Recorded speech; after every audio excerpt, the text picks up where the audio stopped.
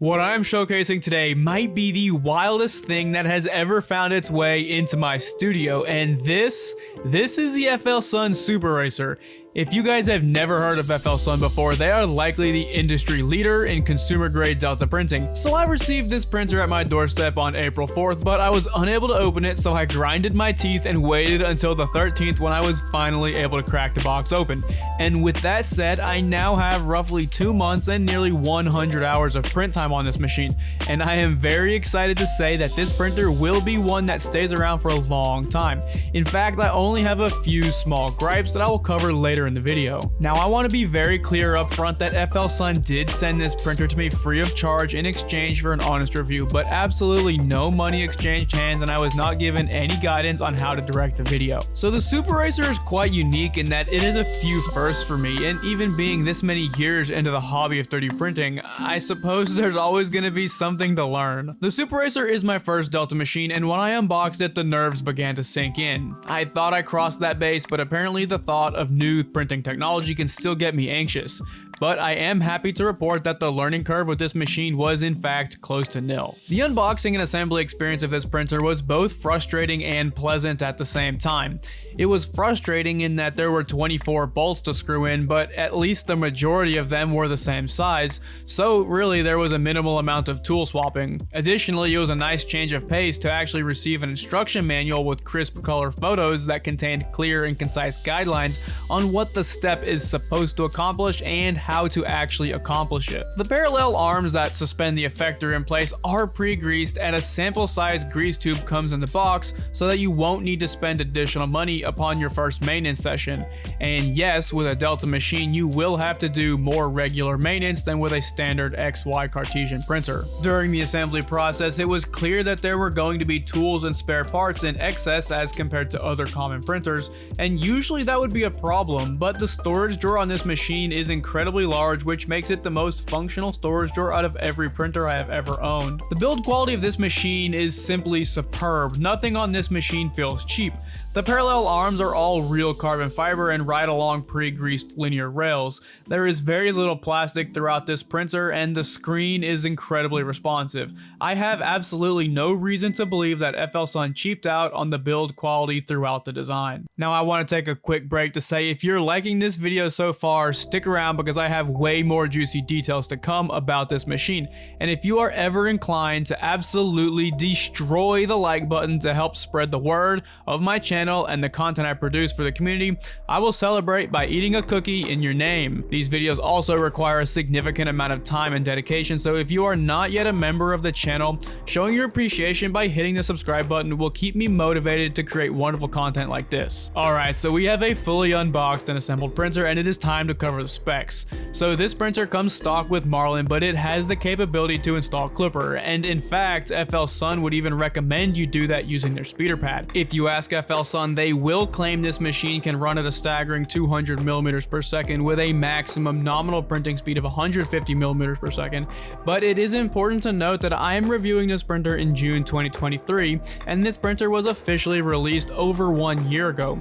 New 2023 release printers are advertising speeds of up to 500 mm per second, but be careful because even those numbers are exaggerated as well. This marketed maximum print speed is one point of contention for me, and I will touch on it a little bit later. Buried in the bones, we're running a 32-bit motherboard that has a full array of TMC 2209 stepper motor drivers, and this printer is legitimately the quietest printer that I have in my studio. So the build volume that you have to work with is 260 by 260 by 330 millimeters, and if you are unfamiliar with the Delta printers, the Z height of the entire machine is ginormous, but the Z build volume, that is significantly reduced by the fact that the arms of the printer are so long. So don't be blindsided by the full height of the machine, and I'm about to trigger the metric system aficionados, but this machine with a spool loaded, it comes to a staggering 42 inches tall, so you really have to have suitable Z space available if you go to purchase this machine. Points of contention number one, we are living in 2023, and any printer that comes to my doorstep without a flexible build plate gets the Bumbling Blunder Badge of Sadness Award. If I can purchase a flex plate for $25 US, then certainly FLSUN can recover $5 by not including a glass bed, and they can save $10 by purchasing flex plates in bulk, so that brings the net added cost to $10 US.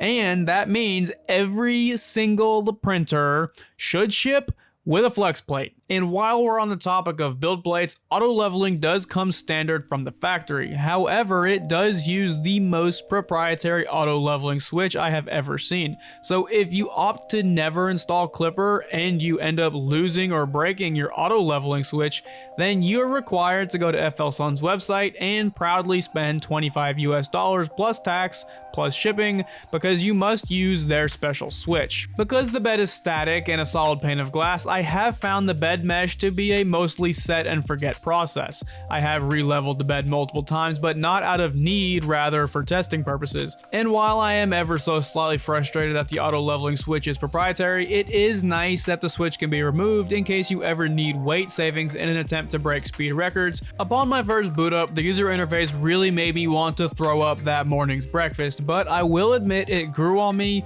and in fact, my AnchorMake M5 and my Bamboo Lab X1 Carbon are the only printers that I have personally used that have a better user interface. And even saying that, the FLSUN Super Racer, it has features and options that you'll simply never get on those machines anyway.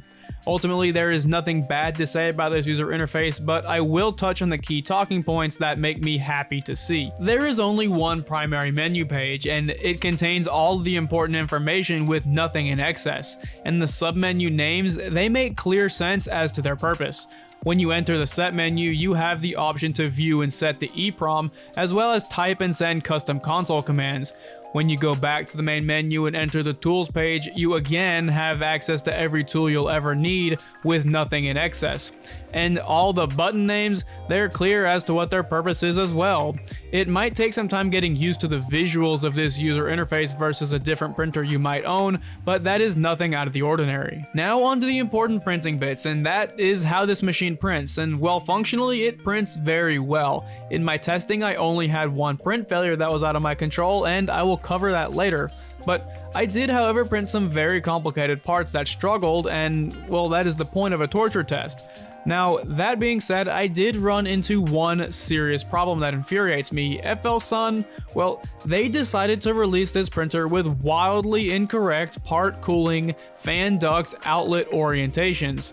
This is really no big deal because it takes a nail-biting 14 minutes to print two new correctly oriented ducts, but really, come on FLSUN. So on to my real printing results, and in my reviews, I always print with the calibration settings directly out of the box because many of my viewers might not be interested in calibrating, or maybe they might be unable to calibrate for one reason or another. So with that said, I am slightly disappointed in the results that I found, but I don't think that my findings should be a determining factor in anyone's decision. I found this printer to print fairly accurate parts. A calibration cube was not exactly 20 by 20 by 20, but it was close enough for 95% of all jobs, and a torture toaster, it was definitely lacking in the precision department, but the toast and gears did move. Now a couple of the pins could be released, not all of them, and with the newly printed fan ducts, the overhangs were acceptable.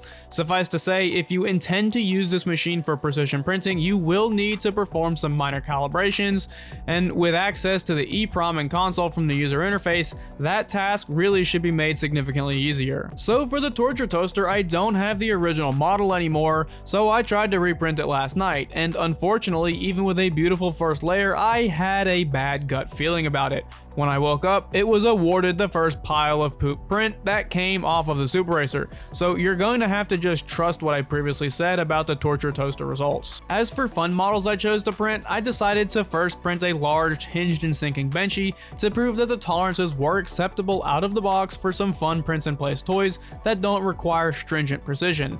Now, this was printed in Polymaker's Black Galaxy PLA, and it looks absolutely beautiful. Even with the upgraded part cooling fan duct, however, you can see that the steepest of overhangs still have room for improvement.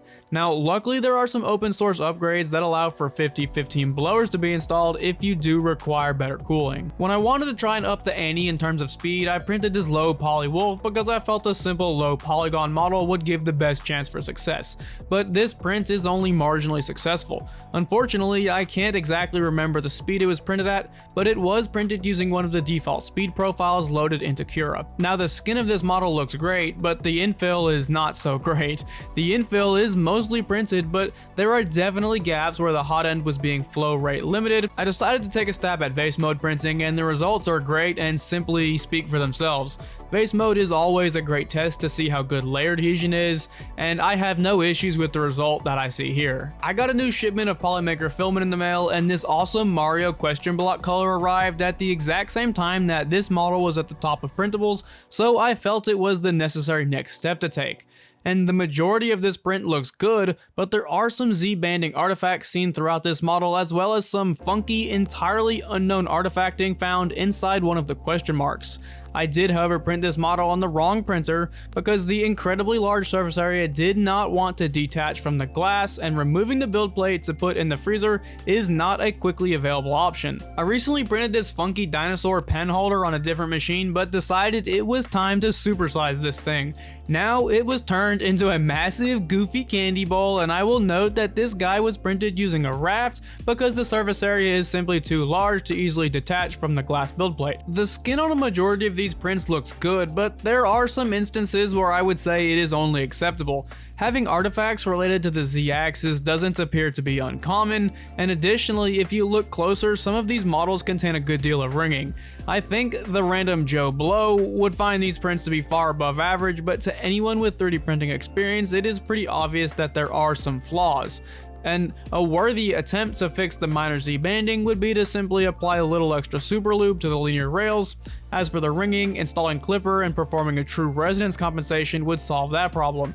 But I do want to be clear that all of these prints are good or acceptable, and I'm trying to be as critical as possible in order to not hide anything. Overall, I think the flaws encountered in the final prints should be a very easy thing to calibrate out, especially if you do what you should do, and that is install clipper. Now, I would prefer FLSUN to have a better factory cal, but I don't think it's a deal breaker. Just look at the market. Who else is selling Delta kinematics? Very few companies are doing it, and if you're interested in putting this style of printer in your arsenal, I would not be scared to recommend this product to you. If you like this video, then there's a chance you'll like this one as well, but honestly, I have no idea what it is because I'm gonna let YouTube automatically pick it for me.